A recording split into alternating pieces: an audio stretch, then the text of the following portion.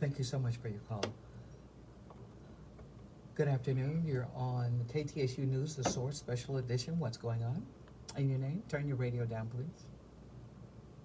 Yes, my name is Bonnie. I've called in before, and I've listened this morning to different scenarios of situation that happened to a young man that died under the watch of police officers. And I have a young son, um, police officer himself, and I'm married to a black man, and I'm a black woman, and very proudly speak that way. My issue here, I hear people calling in, and no disrespect to the pastor that just called, and I hear that by going to visiting churches, they talk about praying and to God and all this, but this is a time we have to speak up. We have to not just protest, but we have to be active in trying to make changes.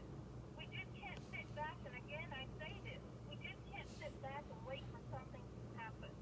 We just can't pray and expect something to happen. Prayer without action is nothing. And thought without action is nothing. I'm not saying to go out and be aggressive and act in the same manner, but interact with those individuals who can make changes. When we protest and stand with those individuals, pull them into the mix of what we're trying to do, and that's where change will take place. Thank you. Thank you so much for your call, Bonnie. Appreciate it.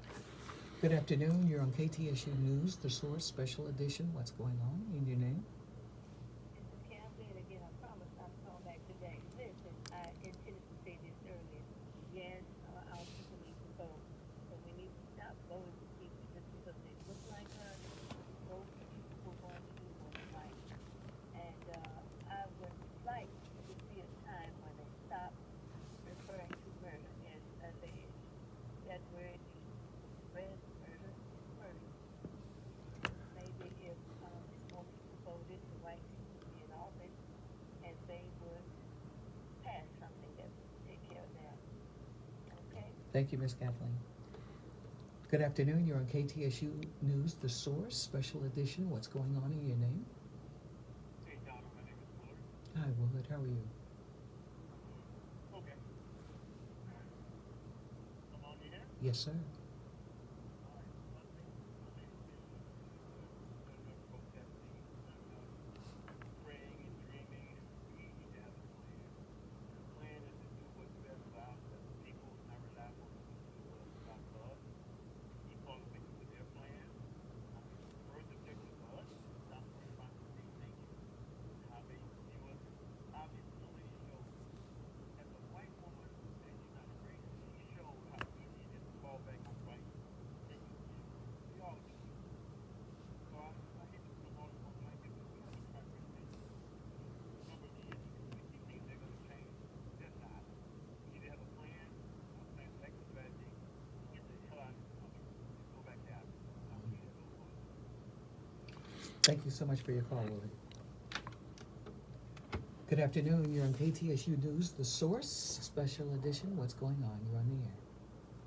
Hello, Donald. Hi, how are you? My name is Lucy Cole, and my whole being is shaken this morning. I am a black mother, a black grandmother, and I don't know another woman who has laid prostrate every time her husband, her son, her children leave home and pray that they come back together. I say, black women, it's time to unite and stand with our brothers. You see, African women play a role in the resistance against colonization. Then I go and I say, pick up that Bible. Yeah, there's a lot of instructions there. Read Judges 4, 1 through 24, about Deborah and Barak. Deborah and Barak, when Barak said, I'll go with you, go with me. And very well, Deborah said, I will go with you. But because of the way you are going about this, the honor will not be yours. But the Lord will give Syria over to a woman. And this is not to separate the black woman from the black man. But we must come along beside him and do what must be done. And I don't want to separate. Now, but yes, I do. I am an angry, ranting black woman. And And I gotta pull back because I am shaken from the core of my being. No more. Well, are we gonna wait till the body lays at your doorstep? I'm sorry. Goodbye. Thank you so much for your call, Dennis. Good afternoon, you're on KTSU News, The Source, Special Edition. What's going on? You're in the air. Yeah, what's going on? I like to speak on the fraud case yesterday. If it's okay. Yes, that's what we're talking about. Okay, police officers supposed to be here to serve and protect. You turn the radio down, please. But I don't have it. You gotta, it's a reverb, it's a feedback coming in our ears. I'll cut off. But anyway, Ooh, I need you to. You know what? I need you to call back, okay? Good afternoon, KTSU, The Source. Turn your radio down, please. Turn your radio down. Okay, it's down. Okay. Thank you. You're on the air. Yes. I just wanted to call in and say that, first of all, we need to take care of the black-on-black crime because we're also killing off each other. And I feel that we need to go back to an eye for an eye and a tooth for a tooth because, like the caller said originally, they're not going to change. We have been looking for them to look at us different for centuries. It's not going to happen. Thank you so much for your call, we appreciate it. Yeah. So I think to that caller's point, this idea of black on black crime is a misnomer from this perspective. I think the figure is like 87% of crime is committed by one race on the same race. But we don't hear white on white crime talked about. When you describe Bernie Madoff, cheating people out of millions of dollars, that wasn't described as white on white crime, right? But it was. No, it was. Yeah. You don't hear Latino on Latino crime. That phrase is used to further marginalize and demonize the perception of black men in particular.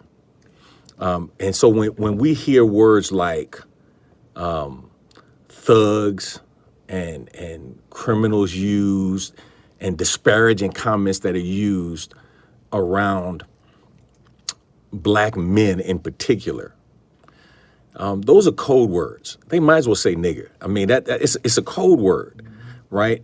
And then when we use it to describe ourselves, then that pejorative term becomes the norm. Here's what's interesting. We talked a little bit on Impact Houston Live, Donna, about the killing of Ahmaud. Yes. And what was interesting was, I don't know if you saw the clip of the white pastor who, with no shirt on, with a cap on backwards, ran the same distance, 2.3 miles, carrying a flat screen TV under his arm. Nobody stopped him. That's right. White people in the neighborhood waved at him. Nobody stopped him. Nobody called the police. Here's a black man jogging down the same neighborhood or in a neighborhood, just jogging, who's accused of suspicious behavior, jogging in his own neighborhood. And there's no question that there's the double standard. I'm saddened because I think we get off track. We get off track. We talk about stuff that is not pertinent to what's going on right now. Absolutely. It's not that the stuff that we're saying is not true. It's just not pertinent. It has nothing to do with the situation on hand. Right. It's like vote in November. Yeah, You're absolutely right. Vote in November. I'm with you. But in the meantime, In the meantime, because the problem is, we thought all of our problems were going to be solved when we elected a black president. It was like, oh my God, we finally arrived. And nothing has changed. it's gotten worse, to be honest. Yeah, right. Because now the backlash to Obama. I mean, And that's what it is. This is how dare you elect a black president of the United States? right. And for that, here you go. Here you go. And now you see, the president has, Vice President Biden has committed to running a woman, Yeah. and one of the women that he is considering is the Speaker of the Georgia House. I see her face. I don't know why I can't think of her name. But there was a obviously a white racist who posted, and he referred to her as Shamu, the sister. Now, as And she should have won governor of she should have. She should have Stacey won that. Abrams. Yes. Stacey She should have won Abrams that. is the name, right? He referred to her as Shamu. Now what was angering about that? I don't get angry at ignorance, because ignorance is what ignorance does. That's what ignorance does, But you also, right? also remember, they called Michelle Obama a monkey the entire 8 years. Right. She was called a monkey. But here's what got me. The president reposted that tweet. Look, He retweeted that. what do you expect? Well, I think What do you expect? And you know what? And I'm at a situation now where people are posting what this dude says, okay? And do you expect something different? Do you think that his thought and his thought process and his actions are going to change now? Really? No. Really? Right. No, they're not going to change. Why are we even focusing on that dude? Well, because he is doing more and more. Of course, for His- the attention. His desperation is getting greater and greater. And he's now pushing all chips in to try to get reelected. He knows if the country does not recover, his reelection chances are almost impossible. Even if it does begin to recover, it's slim at best.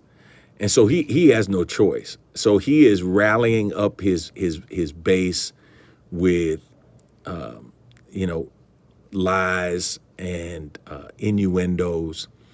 And the other piece, and for those of you who are watching on social media, thank you for watching. I appreciate it. Man, I don't want to just vent.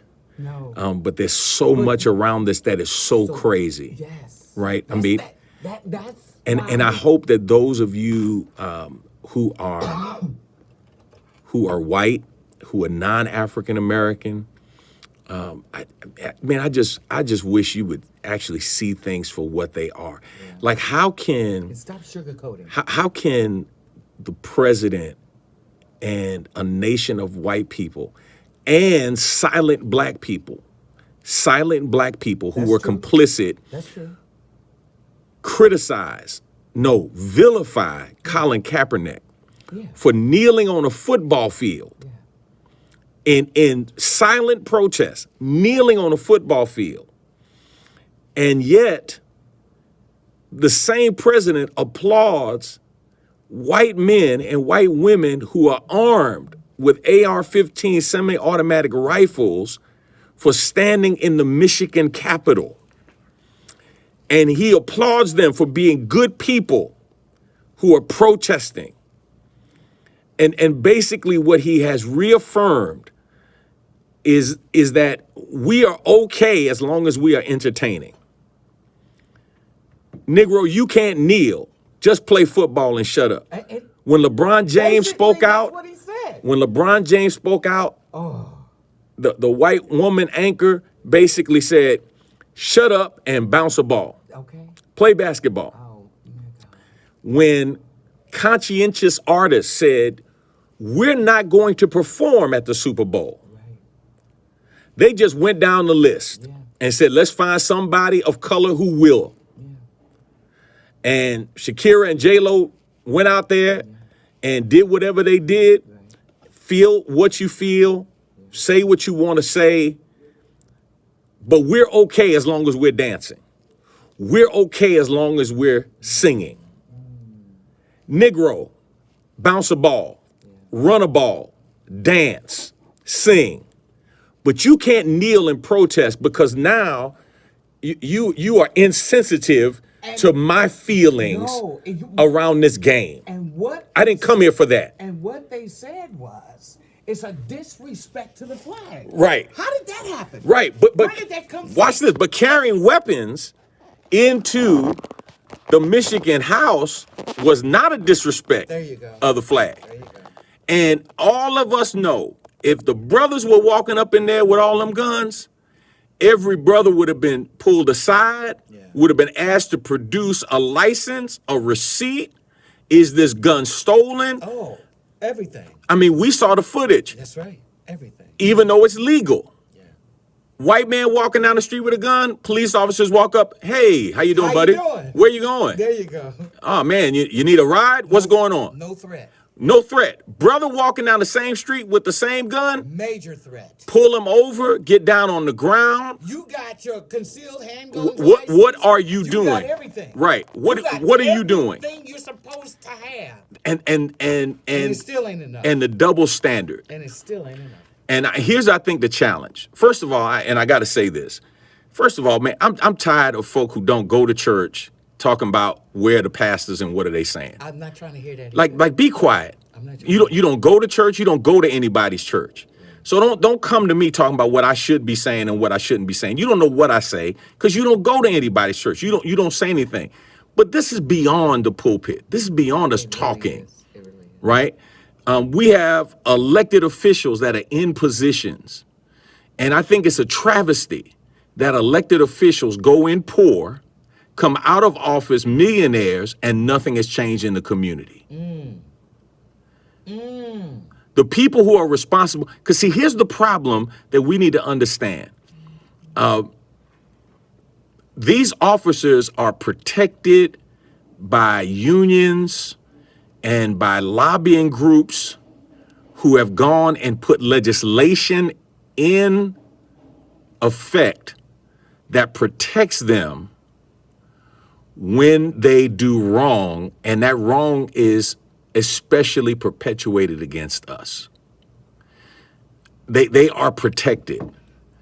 Several years ago, State Senator Boris Miles, I believe when he was in the House, put forth legislation because some of you remember a gentleman was handcuffed and was beaten by an officer, handcuffed, had been subdued, and all an officer could be charged with was a misdemeanor in the state of Texas. That's all he could be charged with, a misdemeanor. Beat him within an inch of his life. Handcuffed, subdued. Misdemeanor, the max he could be charged with. State Representative, who is now State Senator Boris Miles, if I'm not mistaken, at the time, put forth a piece of legislation.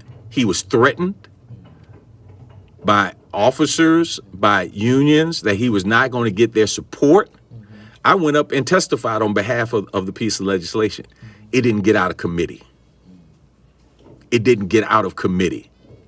So the accountability to hold people accountable. And for those of you who are saying, man, you're just not pro-police, my dad was a police officer. I grew up wanting to be a police officer. And my father was more afraid of getting killed by other police officers and set up than he was about criminals. Isn't that something? He was concerned because he was a black man on the police force in the 60s, in the 70s. Let me tell you what a young police officer said who graduated from the cadet last year. This is what he said. We were talking about it last night. He said, what you have to understand is a lot of these officers come in, they don't know how to fight. He said, you know, when they're going through the academy, they learn, they go through the whole whatever the thing is. Right. And he said, I beat up 10 of them. They don't know how to fight. So what happens is you get this gun and you're scared for your life. And I said, how can you be an officer of the law and take an oath and see a black man and be fearful of your life? Should that job be for you? Should that job be for you? We're going to talk about that when we come back right here on a special edition of KTSU News, The Source. What's going on? Hey, Norman. Are you a member of KTSU? Have you ever thought about being a supporter? When you support KTSU, that means you enjoy the kind of programming. How you doing, hear bro? 365 days Yes, sir, a year. man. Many of you are longtime listeners or longtime supporters. Either way, you know the value of KTSU. Our programming is diverse, informative, inspirational, and entertaining. Beginning May 28th, will you stand together with KTSU? We need you to become a member of your community station as we celebrate 49 years of broadcast excellence.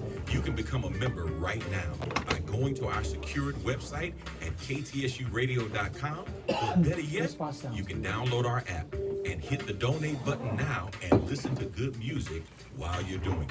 Standing with your community station, KTSU 90.9 FM makes the difference. This is your KTSU Inspirational Moment. This is for the ones who are struggling right now, for the ones who have been having a rough day or week or even year, the ones who feel like this storm will never end. Keep fighting for you. Keep pushing for you. Not just for friends or family, but for you. Be informed that the person you will be on the other side, all of this is cheering for you. Keep pressing because you will get there and it will all be worth it. This is your KTSU Inspirational Moment with Alfredi Ali, the great coach on your community station, 90.9 FM. The views or opinions expressed on the following program do not necessarily represent the views or opinions of the management and staff of KTSU-FM, nor Texas Southern University Administration and the Board of Regents. Just want to ask a question. Who really cares? This album came out in the early 70s. You know that, right? All right, look, don't even get started, because that's scary. I'm be honest with you. I know. 1970s. Listen to this taste. We have been marching for years, talking loud and saying nothing. Has never had an effect. We need to collectively hire the best lawyer firm money can buy. Sadly, money gets things done. This is my opinion, like anyone else. Let's try something different. If each marcher donated $1 and raised the money for the best lawyer firm that will take these cases, not just any lawyer firm, one with a winning record.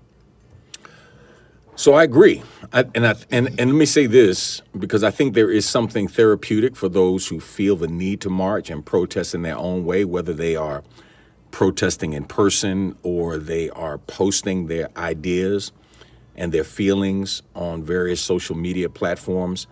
I do think it's not either or, it's both and we can't do one at the exclusion of the other. We have to raise awareness. We have to raise the call and the priority of registering to vote and voting. I think we have to hold our elected officials accountable. I agree that just because somebody looks like us doesn't mean culturally they identify with us or they are concerned about us and as a people. I think all of those things are true. I think, we have to take care of ourselves and we have to address issues in our community But a friend of mine told me, there's an old saying in Jamaica that bad times are good times for somebody. And when you have people who benefit from your bad times, then the question is, and you don't benefit from them, then the question is, what are you going to do to make a change in your own situation? And so I think all of those things come into play. But Donna, that doesn't change how we're feeling now. On Sunday night on Real World, Real Talk, I talked to the guests about the global grief that we are feeling. Oh, yeah. And the fact that we're all dealing with grief. And these episodes over the last week, and she made the statement that, you can go into a situation and it just allows feelings that you thought you were over, that you really were only past, to resurface. Mm-hmm. And that's what happened for me in the midst of all of this. I saw some people posting saying, man, I can only imagine. Tori and I, my wife, we were talking this morning. She said, man, I only think back and imagine how many times this happened and we didn't have footage. And I don't even want to think how many times this happened. I know.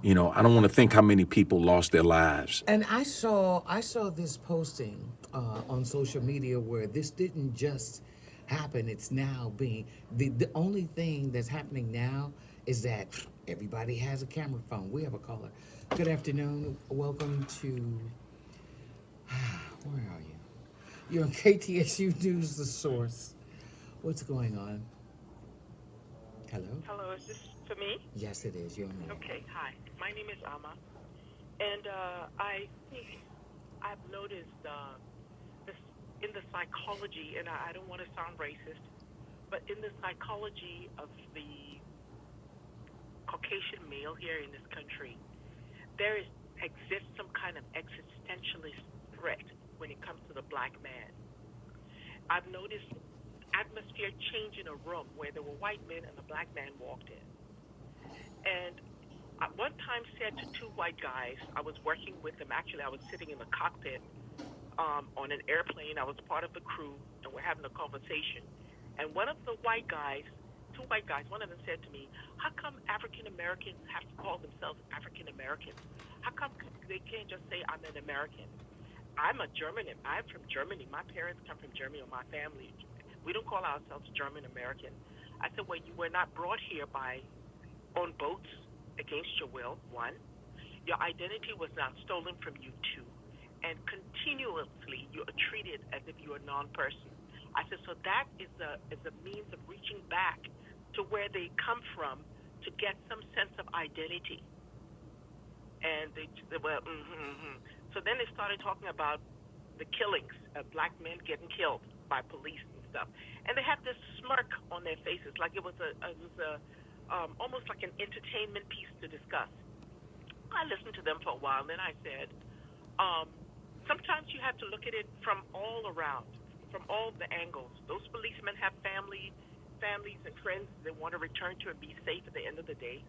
I said, and the people, the black men and black women on the street also have families and friends.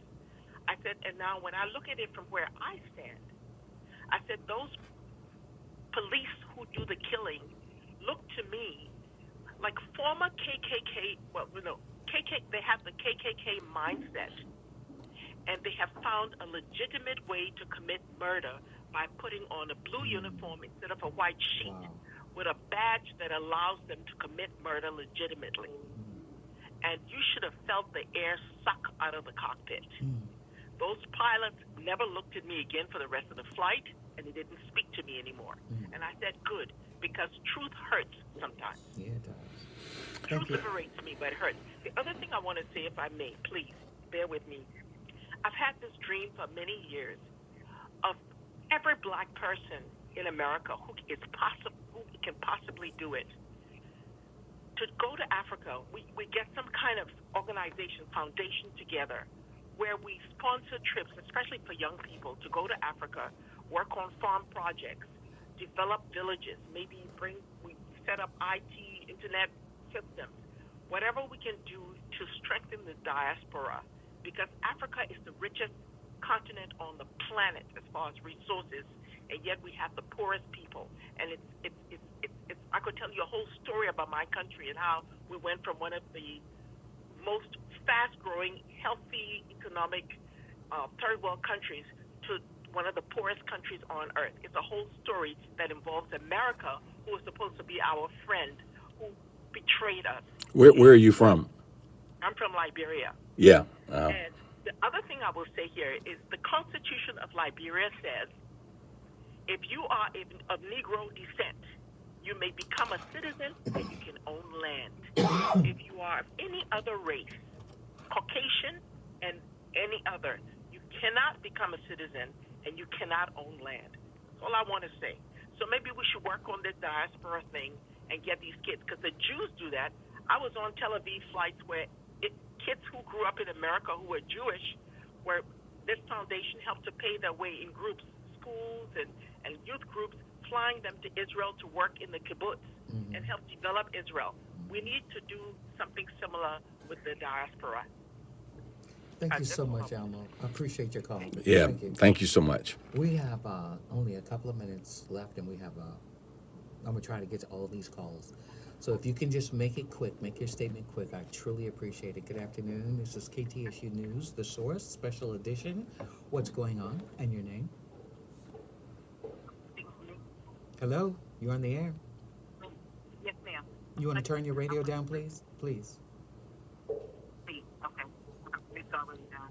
Okay, and for whatever reason, you're breaking up. I have you on. Okay, I'll just hang up. Thank you, though. Thank you. Good afternoon, KTSU News, The Source, Special Edition. What's going on? You're on the air. All right. Good afternoon to both of y'all. Good afternoon. First time caller. I've listened a couple of times. I had a question. Can you tell people like me what would be the benefit of continuing to vote Democratic for the Democratic Party? What is the benefit of continuing to push that single philosophy upon black people after all the time that this party has had and still gets chances to do things they promise every 2 to 4 years? Is there something wrong with us to continue to allow this? What's the benefit? Thank you for your call. We'll direct that. We'll get on that. You want to answer that? Because I can't. No, I mean, I can't answer it. I understand his frustration, and personally, I'm more of a theocrat than I am a Democrat or a Republican, in that I don't think either party speaks to my issues, my concerns, or my heart in totality. And so, I think all of us have to vote our convictions and vote for the individuals that best represent our thoughts, our philosophies of living, our ideologies. The sad part is, I know a whole lot of people who are like Amy Cooper, who claim she's not a racist, but there was nothing that she did that was not racist in its tone or racist in its execution. And I know a whole lot of people who, in the name of a political ideology, claim not to be racist, but their practices show that they're racist. And, there's an old saying, when people show you who they are, believe them. That's very true. And I'm just wondering when people who support people in their wrongdoing are going to stop doing that for the sake of what's right. And I don't care who it is. I don't care if it's Republican, Democrat. I don't care if the person's black or white. When are we going to stop supporting wrong for whatever our limited myopic view is of that situation or that circumstance. We're getting ready to get off the air. Let me read these texts. Oh, that one caller left. Excuse me. Let me read these texts before we do that. This special should be extended. I want to thank. Actually, I woke up on it. I woke up with it on my mind. I got a call from Ernest, and then I saw your text. So we were all on the same wavelength on that. Thank you so much for that. And somebody said all Republicans ain't racist, but most all racists are Republicans. We have so many issues. Don't forget the elephant in the room. Black brothers killing one another, or anyone just for the what? You can give up the money and they still shoot. It hurts our efforts for the news to show us time and time again stealing and killing. Winter in America. Girl Scout Aaron spoke in this history. But I'm gonna give you the last word. But I'm gonna tell you what I saw last night, and I text you right after I saw that. I looked at the entire, because we had a meeting yesterday. Right. And I was looking at you in the video, and I kept saying something's wrong with him, and I didn't know that that's what you were looking at. And I saw the entire footage, and I have never in my life seen anything so horrific. Yeah. Where this man is asking you, and every time he asked and said, I can't breathe, the knee went in deeper. Whenever the audience said his nose is bleeding, the knee went in deeper. Anytime somebody said anything to support that young man, the knee went in deeper. And then when the emergency vehicle came and they put him on that. Wait a minute. But before that, they're going to check his pulse, and this officer still doesn't remove his knee. No, he doesn't. He's not moving. No. He's not saying anything any longer. No. He is called out for his mother. Everybody. And his mother died in 2018. Yeah. You know, it's sad. I want to close, Donna, by just first thanking our general manager for interrupting our regularly scheduled broadcasting. And you know, for those of you who may have tuned off and turned back on, or whatever the case may be, you know, there comes a point in a time when you just can't smile and act like things are right. You can't treat things like you can't it's normal. it. You can't turn your head because it's in your face. It's right there. Right now, it's in your face. And I know people who knew George, man, his love for kids, his love for the kids in CUNY homes. I mean, there are neighbors here at Texas Southern University. Right. You know, he graduated from Jack Yates. It's right across the street from Texas Southern University. Right. You know, it's sad, man. It's sad because, you know, Big George, Floyd, you know, everybody describes him as a gentle giant. Just a nice guy, super nice guy who just cared about people and always was about doing the right thing. And, you know, my hope is that we will come out of this with a strategy and a plan. And I will be perfectly honest with you. I will be as transparent as I can be with you. I am so in grief right now. I'm so hurt by everything. I'm weeping with no tears. Yeah.